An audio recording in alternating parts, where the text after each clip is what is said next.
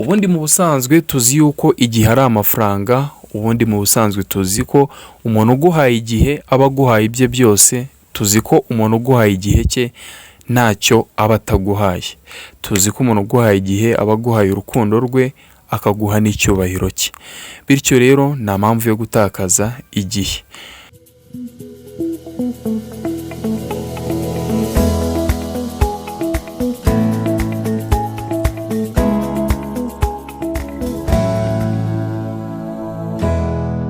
Muhaye ikaze mu kiganiro Isheja na Yambi podcast nziza, podcast nyarwanda, aho twiyemeje kujya dufata umwanya njye Yambi Fabrice ndetse na Miss Isheja tukakuganiriza, tukaganira nawe mu bintu bigiye bitandukanye byatwubaka mu buzima bwacu bwa buri munsi ndetse n'iterambere ryacu. Ni ikintu cyiza cyane, iyo ni intego twihaye kandi tugomba kugeraho. Uyu munsi tugiye kuganira ku kintu gikomeye cyane, ku kwirinda gutakaza umwanya wawe. Uyu munsi tugiye kuganira ku buryo abanyarwanda bamwe na bamwe batakazamo umwanya wabo, bityo bikaza kugorana kuba wagaruza wa mwanya watakaje.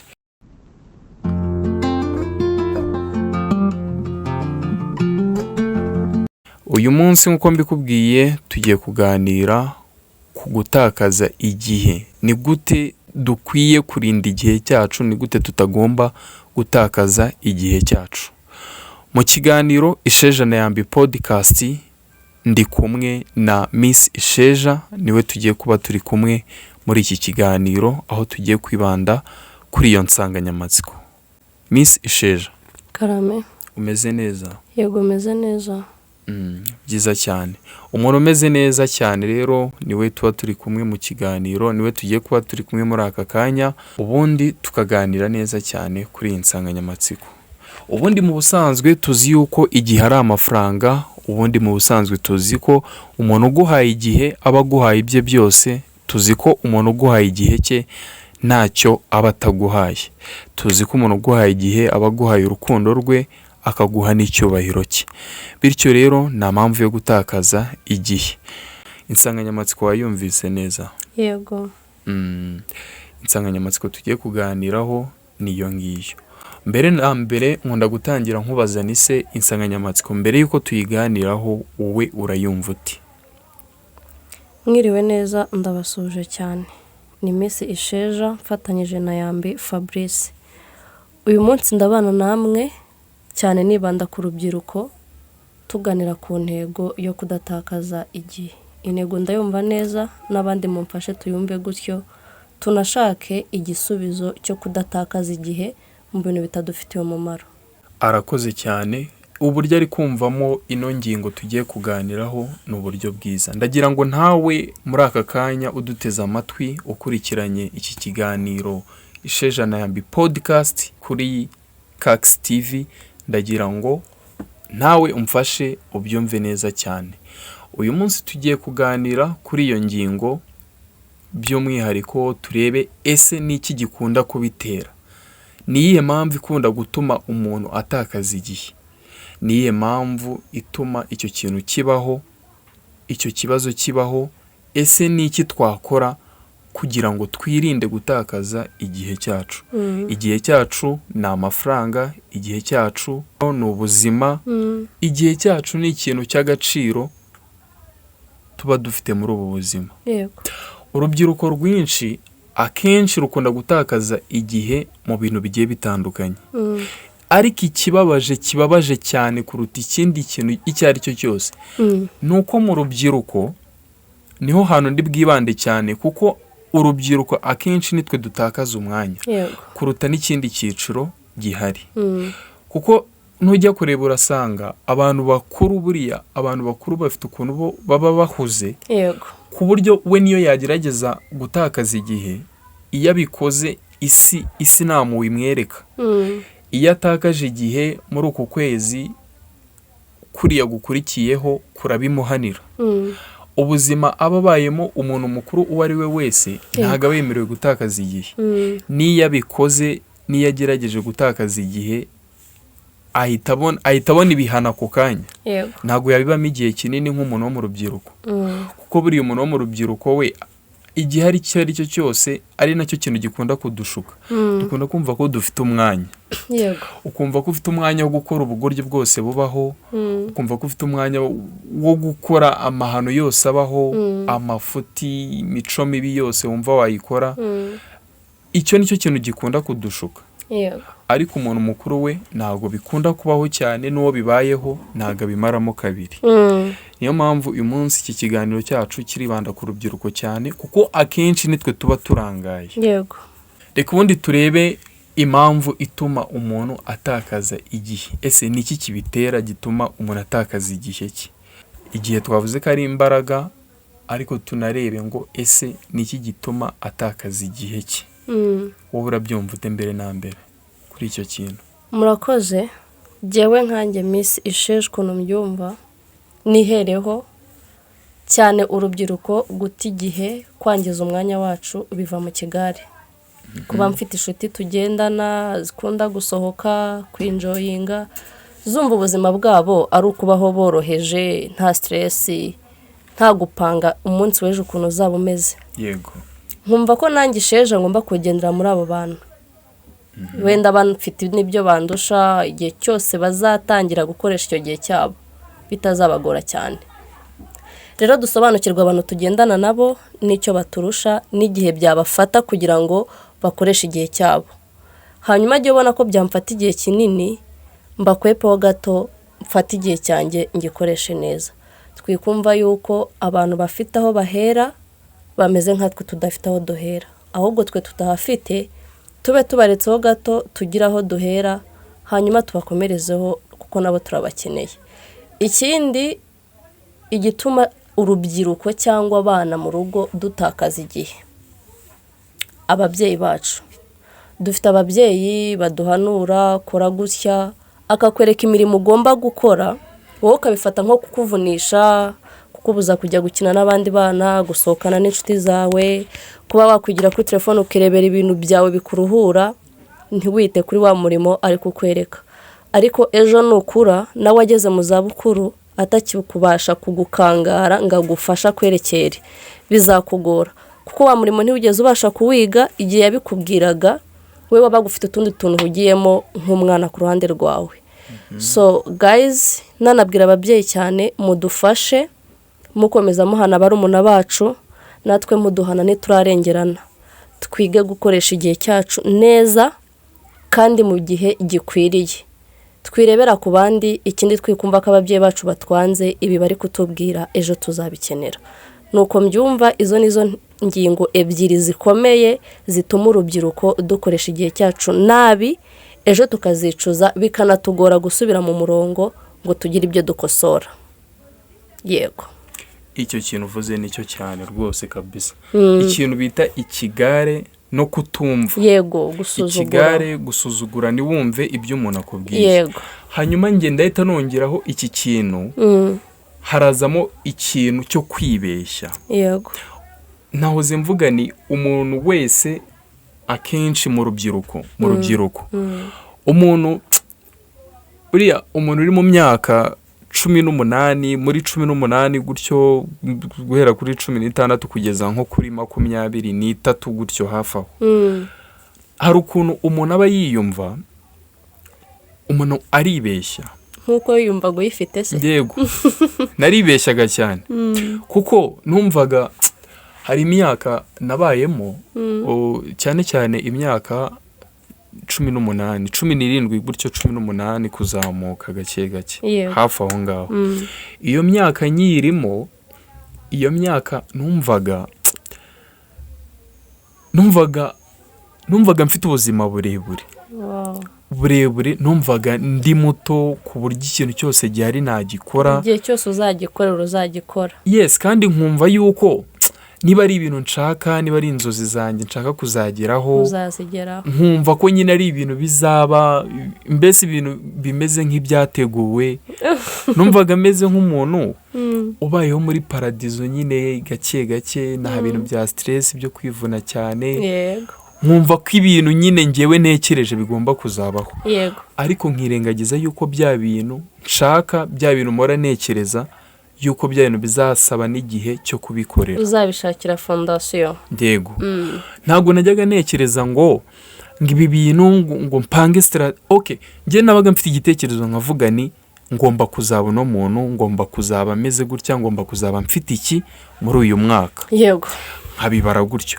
Ariko simbare ngo nzakora iki kintu kinyinjiriza aya mafaranga, nzakora iki kintu kugira ngo muze n'aba bantu, nzakora iki kintu kugira ngo njye aha hantu, nzakora iki kintu kugira ngo mbone iki kintu. Ntabwo najyaga mpanga strategy ngo mbare uburyo nzabonamo icyo kintu. Yes, yego, icyo nicyo kintu akenshi n'umuntu uri muri iyo myaka usanga yibeshyaho, arategura ati ngewe ndumva nshaka kuzaba iki, akandika rwose, akandika n'intego ze, ariko akibagirwa kubara no gutekereza icyo bizamusaba n'uburyo azakoresha kugira ngo abone cya kintu ashaka kugeraho, ashaka kuba afite. Aho niho hazamo ikibazo. Mbese kuba watekereje ariko ntupange n'uburyo mu mikorere yawe bizaba bimezemo. Rero urubyiruko akenshi turibeshya, tukumva ko dufite igihe kirekire, tukumva ko ibintu twebwe ubwacu twizera ko tuzabona, tukumva ko tuzabibona koko, kabone n'ubwo tutakora. Igihe cyose byafata, igihe cyose byafata, bizizana, bizaza, umuntu akumva ati nzajya aha hantu, nzakora ibi ngibi, akumva nyine ni ibintu bizaba bigomba no kuba, akanabyizera, akajya nabivuga ati rwose ibintu bizaba, ariko napange ngo nzabikora muri ubu buryo. Ntanatekereze ko hari impamvu zishobora gutuma ibyo bintu bidakunda. Izo mpamvu azigeho, azikumire hakiri kare, ahubwo we akumva ko niba yemeje ko bigomba kuba, bigomba kuba. Ikindi ntavuga ngo reka ntangire uyu munsi, wenda bizagira igihe nihaye intego irangiye mfate n'indi, ahubwo wakumva ko agomba kubanza kwiruka mu tuntu twe, igihe cyose icyo kintu azakenera kugikora, azagikora. Fasha gutya kabisa. Rero hari imyaka idushuka guys, munyumve neza mwitonze, kandi ntitugatinye kubaza ikintu utazi ngo urebe ngo usheja ngo uramuruta, wumve ko ntakugira inama. Nakugira inama kandi kagufasha. Mwige kubaza ibyo mutumva neza, mwegere bagenzi banyu, muganire, unababwira intego ufite, nabo babaze iyo bafite, munaganira ukuntu izo ntego mwazikora munafatanyije, birashoboka. Icyo kintu rero imyaka yitubeshya, yidushuka ngo twumve ko tuzaba ubuzima bwiza tutarabuteguye, twumve ko tuzaba beza tutarakoze ibizatuma tuba abo bantu beza. N'ababyeyi mugerageze tubumvire, kuko ibyo batubwira nibyo bitwubaka. Kera ndi umwana mu rugo bajyaga banyohereza kuvoma mu gitondo, nkumva barambangamiye cyane, nkeneye kuryama, ngiye mfite ibitotsi, kambyutsa saa 12 ngo njye kuvoma, nkajya kuvoma ndi kwitonganya, nkaza tageti ari ugusubira kuryama, nkitura amazi ntaranitsamura, ngo noneho rero ngo za birabyomba, kandi nkeneye kuryama, mfite ibitotsi, ndacyakeneye gusinzira. Ibyo nkabikora nijojota, mama wanjye namurakariye, n'umwana mubi, kandi abandi bana bakiryamye. Ariko abo bana bakiryamye sintekereze ko bafite impamvu, bafite abantu bari kubibakorera, bafite fondasiyo ako kanya.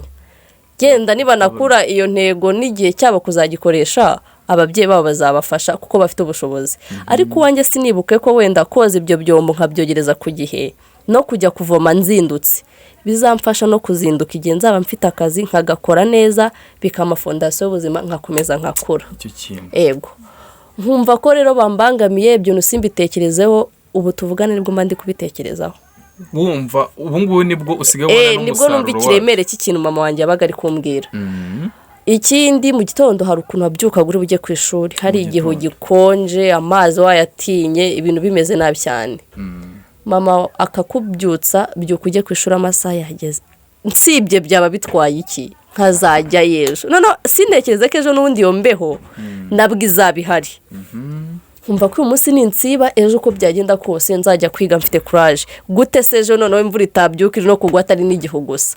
Ibyo bintu simbitekereze, ahubwo nkumva mama arambangamiye, abangamiye amahoro yanjye, nkumva rwose ni ikibazo. ubwo uko ambyutsa ntindamo agaruka kumbyutsa niko ndi gutindamo nkagera no ku ishuri nakererewe cyagiye nkaba ndagitaye none nkagera ku ishuri ndi no gukubitwa ko nakererewe kandi mama yambyukirije ku gihe ariko akantu ko kumva ko nshobora kuzajya ejo reka ndyame iminota 5 duto turaba dushize nkagera ku ishuri nkajya mu bihano nkirwa ntora imyanda y'ikigo cyose ubwo wenda bangire faveri ntago ndi gukubitwa nagera muri classe umwarimu yakwinjira nkavuga sibundi ryasomo burarirandeba kambe ndyamyeho gatoya nkubika umutwe ku ntebe ubwo mwarimu nakaba yabibonye nkaba ndi inkoni nkirirwa umusose ndi kurya inkoni kubera kutita ku gihe n'ibintu bari kwigisha simbyumve ubwo jewe ndi gufakasinga ku bitotsi byanjye nzigejo kwiga nzaba niga kandi ukumva uzaba wiga nzaba niga kandi ndi gukura so rero guys bana bato muri munsi yanjye cyangwa n'abakuze muri hejuru yanjye mukoresha igihe cyanyu neza mwumve n'abantu bari hafi yanyu ibintu babatoza gukora icyo kintu hari ijambo nkunda cyane nkunda kuryumva nkaryumvana uwitwa Dashima uriya mugabo ndamukunda cyane ajya avuga amagambo y'ubwenge hari ijambo akunda kuvuga ngo iyo udakoresheje igihe ukiri muto igihe cyo kigukoresha ushaje mbese bya bintu wanze gukora ukiri umwana ugifite uburyo ugifite ubushobozi ugifite amahirwe ugifite aho wabikorera n'ababigufashamo bya bintu byose wanze gukora ukabizanamo ubunebwe ukiri muto ibyo bintu ubikora ushaje utakibishoboye ukabibana kandi bikakuvuna bimwe bikanakunanira neza bikanga kandi hari igihe wigeze kugira amahirwe yo kuba wabikora ibyo bintu ni wabikora icyo gihe wari ufite imyumvire idashobotse wumva ko ufite igihe waribeshyaga wumvaga ko ufite igihe uzanagihorana no kumva ko tuzahorana igihe aba ari ikibazo aba ari n'ikosa rikomeye cyane bityo ugasanga bya bintu ugiye kubikora ushaje utangiye gutekereza imishinga yakubaka ukumva wakubaka ibintu birenze ari uko uri gusaza uri kuvamo ibyo bintu uzabibasha ute na twa tubaraga dukeya wifitiye ibyo bintu uzabibasha ute na za ndwara ibyo bintu uzabibasha ute urimo urasaza niyo mpamvu tuba dukwiye kubaka ibintu tukanabikora hakiri kare tugifite igihe cyo kubikora ako kantu rero karanyubaka cyane dukomeze tuganire uburyo tugiye kujya turinda igihe cyacu tugiye kurebera hamwe noneho bya bintu urubyiruko rutakazamo umwanya warwo tugiye kureba ahantu urubyiruko rutakariza umwanya turebe aho hantu ni hehe ese aho hantu harakenewe turebe neza aho hantu harakenewe aho hantu ni ngombwa ese birakwiye ko aho hantu dukwiye kuhatakariza umwanya ndagira ngo dukanguke kuri aka kantu kuko umwanya wacu ni urufunguzo rwacu rw'ubuzima ni urufunguzo rwacu rw'iterambere ryacu ry'ejo hazaza wowe ubyumva ute ahantu hambere wumva urubyiruko rutakariza umwanya murakoze abantu tuba duteye bitandukanye wenda aho nshaka kumva ko nshaka gutakariza umwanya siho runaka yawutakariza reka nivuge ku ruhande rwanjye ari nkanjye wivuga ari wowe ku giti cyawe yego tugira inshuti zidushuka abantu batuba hafi dukorana twigana tubana bagatuma twangiza igihe cyacu kandi twakabaye turi kugikoresha ukabyuka mu gitondo hari umuntu wumva ko akeneye kukuvugisha 12:00 za mu gitondo we akumva akeneye afite inkuru nyinshi zo kukubwira ejo umunsi wanjye byari bimeze gutya none ntutekereza ko ashobora no kukwandikira message akakubwira ukuntu umunsi we ejo wagenze ariko noneho akaguhamagara nawe ukamuha yego ukamuha umwanya akakubwira ugakomeza ukamwumva kandi 1:00 ugomba kuba uri ku kazi ku bantu bagafite 12:00 ahera akubwira inkuru ze umunsi we kuntu wagenze mu kazi kuntu byari bimeze we ari kukubwira imishinga ejo yagezeho noneho umuhaye umwanya munini wibagiwe ko nawe ufite imishinga ugomba kujya kuzuza ukamuha umwanya uri kumwumva ntunamugati rero ndahuzeho gatoya ninza gusoza akazi ho gato uraza kumbwira cyangwa se ukanakoresha message nabyo byabafasha rero twirinda abantu batubwira imishinga yabo tukabaha umwanya natwe yacu tutarayishyira mu bikorwa icyo kintu yego rero abo bantu mubagabanye mu nshuti mutunze. Uwo muntu wumva ko akwiye kukubwira imishinga ye n'iyawe itarakunda mushyire kure yawe cyane. Amenye igihe akwiriye kuvugishamo n'igihe utabonetse akwihanganire. Yes. Uko niko mbyumva. Ingingo ya kabiri tugomba gukoresha twirinda kwangiza igihe cyacu. Ni ukuvuga ngo hari ukuntu tujya dukora imirimo dufite nyine gukora, ariko tukayikora tubangikanyije na telefone. Hari abantu dukunda imbuga cyane. Kanjye nkora ako kantu k'imbuga nkoranyambaga. Ngiye nkunda TikTok ku rwego rwo hejuru. Ku buryo nshobora no kurya nyiriho ibiryo bigahora, niba n'ibicika amazi bigacika amazi, ndi kuri TikTok. Nkafata ibyo kurya, nkafata na telefone. Amasaha yo gusubira mu kazi araza kugera ntariye kandi ibiryo babinzaniye. Na TikTok ndiho nta kintu yamfashije ari ukwinjoyinga gusa ndi kuruhura mu mutwe. Aho mba nangije ubuzima bwanjye ko ndi busubire mu kazi ntameze neza, ntariye ntiyitayeho. Nejo nibikomeza gutyo ni hahandi mu kazi uzasanga nta mbaraga afite, nta vibe, akazi nkatangira kukica. Ni nkica, niba nkorera abandi bazanyirukana, niba nanikorera nzahomba nongere ntangire. Nta musaruro uzatanga ufatika. Mumfashe igihe kibi igihe kuri twe. Time tuyikoreshe neza, bidufasha gutera imbere no guteza imbere abandi. Ukiri aho ngaho mu rugero duhaye ushyizemo imbuga nkoranyambaga. Yego. Reka tuvuge kuri aka kantu. Urubyiruko rwinshi noneho muri iyi myaka turimo, abenshi twirirwa ku mbuga nkoranyambaga. Yego. Simvuze ko hari abantu imbuga nkoranyambaga zidafitiye akamaro, ariko hari n'abo zisenya. Yego. Ku buryo umuntu ajya ku mbuga nkoranyambaga, wareba uwo asigaye ari we, wamugiranya n'uwo yahoze ari we mbere atarajya kuri izo mbuga nkoranyambaga, ugasanga uwo dufite muri aka kanya yarangiritse. Yirirwa yigana imico y'abazungu, yirirwa abona ku mbuga nkoranyambaga. Yirirwa yumva yaba nka runaka w'umunyamerika, wo muri South Africa, wo muri Tanzania, kubera kwirirwa areba imico y'ahandi yatakaje karite y'uwo ari we. Yego, birashoboka ashobora kuba nkawe Yambi, ngewe ndabumva, ariko se waba nkawe gute nta fondasiyo?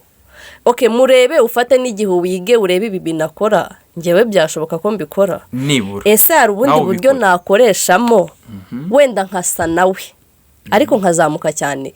Wewe mureba ngo wumve ko uzaba nkawe mu nzozi, ukomeze umwinjoyinge, icyumweru gishira ufata ikindi, nta kintu bimaze.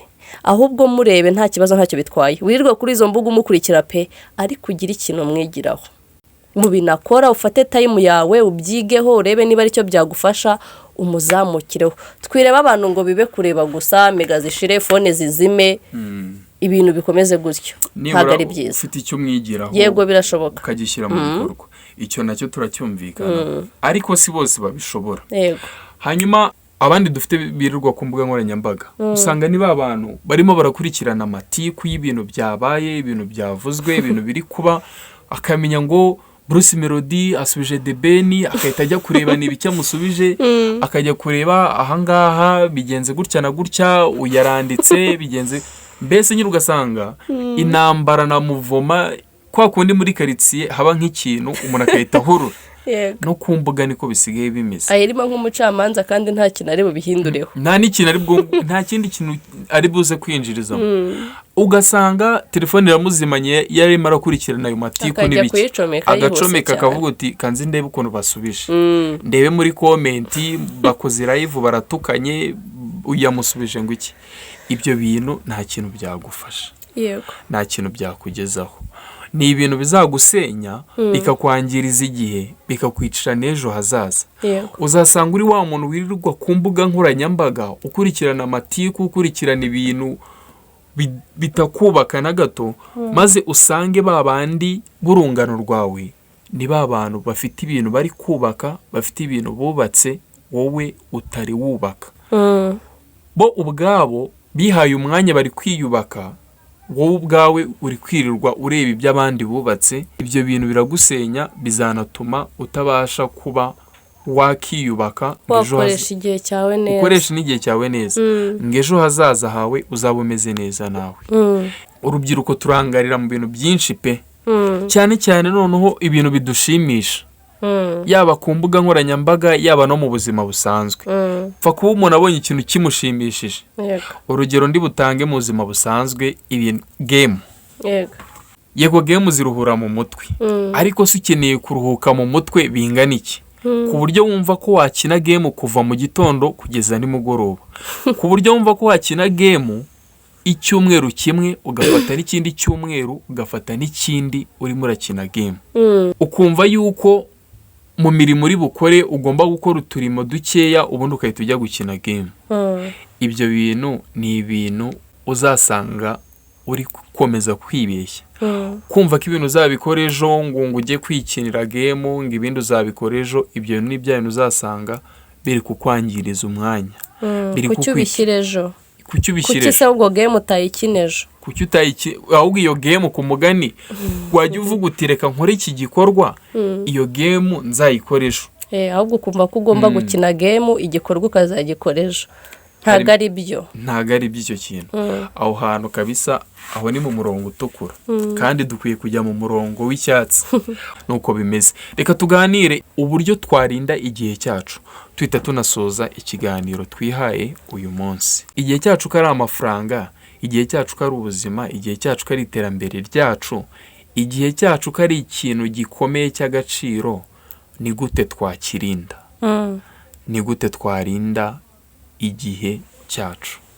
uburyo dushobora kwirinda rero kwangiza igihe cyacu, yego, ikintu cya mbere ni ugufata inshuti zitari iza nyazo kuri twe tukazireka. ikindi cya kabiri, twirinde imbuga, ibintu tureba bidafite ikintu bitumariye, bitatwigisha. nibura ujye ku mbuga nkoranyambaga uvuga uti ngiye ku mbuga nkoranyambaga nkuye y'iki. yego, ku buryo kabisa umuntu akubaje uti se igihe wamaze uri kuri TikTok, igihe wamaze uri kuri YouTube, igihe wamaze uri kuri Facebook, igihe wamaze uri kuri Instagram, wakuye y'iki? ni iki wungutse? yego, nk'abantu bareba filime nyarwanda, harimo abantu biga ukuntu bagitinga, kareba umuntu urimo uburyo bari kumukoresha, sene bamuhaye ikamwigisha ikamwubaka. rero uko kuntu ureba bakinishije isheja ari mu buzima bubi, ariko ubwo buzima bubi akihangana akabucamo, kuko ibintu bakina cyangwa dukina bibaho mu buzima busanzwe. byigireho, wubake ubuzima bwawe ukoresheje igihe cyawe neza. ariko reka mbabwire nanasoza, namwe muze kugerageza mu ngero twabahaye, mu buryo tubivugamo, wirebeho, urebe no kuri mugenzi wawe, ushaka ikintu wabihinduraho. ikintu kizagufasha kurinda igihe cyawe, ukakirinda koko ukagisigasira, ukavuga uti igihe cyanjye ndi kugikoresha neza. fata igihe cyawe ugishore mu bikorwa. fata igihe cyawe rwose ugishore mu bikorwa, aho kumara igihe uri gutekereza ibintu cyane utari kubikoraho, ukamara igihe cyawe uri mu kigare, ukamara igihe cyawe uri ku mbuga nkoranyambaga uri mu bintu bitanakubaka, aho gufata igihe cyawe ugishore mu bikorwa. kuko nufata igihe cyawe ukagishora mu bikorwa, uzakuramo ibintu bizakubyarira umusaruro, uzakuramo experience, gukomera, wige kwihangana, ukora ibintu bipfe bifeyiringe, ubibemo, n'abantu tugukunde, n'abantu bagukunde. umuntu nabona urimo urakora ibintu, urimo uragerageza, niyo wagwa aravuga uti uno muntu uko biri kose afite umwete, afite ishyaka, namufasha. abantu hari n'abantu bawe baba bakureberera hafi, akabona ibintu urimo urakora, akabona ibintu urimo urakora, akabona ahantu wakoze ikosa, akakubwira ati ibi bintu kosora. ariko ibyo bintu utabikoze, ntabwo yabona gute iryo kosa ngo ari gukosore. ibyo bintu utabikoze, ni gute wahura n'abantu, ni gute abantu bashobora kuba bavuga bati uyu muntu duhuze nawe afite ibi bitekerezo, afite n'ibi bikorwa. yego, ikindi muri ibyo bikorwa uri gutekereza gukora, ukoresha igihe cyawe neza. na rimwe ntuzigere utekereza ko ibyo bikorwa bitazazamuka, ngo utekereze ngo bizazamo imbogamizi. kora nk'umuntu wumva ko ibintu uri gukora byatangiye kera, bifite ahantu bigeze, nta muntu wabihagarika, nta cyabihagarika. wowe ukore, nta gusubira hasi. kora icyo kintu urimo urakora kandi unagikomeze, ucyubake nk'aho kitagomba guhagarara. nizo nshingano zihari. ikiganiro cyacu rero tunagisoreje ahangaha. icyo twakubwiraga ni ukudata, ni ukutangiza igihe cyawe. Igihe cyawe ni amafaranga, igihe cyawe ni ubuzima bwawe, igihe cyawe ni ejo hazaza hawe. Uburyo uzatwaramo igihe cyawe nizo ngaruka z'ubuzima uzabamo muri ubu buzima. Igihe cyacu tucyiteho kandi tukirinde. Ugire ibihe byiza cyane, wakoze kubana natwe mu kiganiro kuva gitangiye kugeza gisoje. Uri umuntu w'agaciro, uri umuntu dukunda, uri umuntu w'umunyamugisha kuri twe. Njye nitwa Yambi Fabrice ku mbuga nkoranyambaga zose, mugenzi wanjye yitwa Miss Isheja ku mbuga nkoranyambaga zose akoresha. Ukagenda udukurikirana mu buzima bwacu bwa buri munsi. Ugire ibihe byiza cyane, turagukunda. Ciao ciao.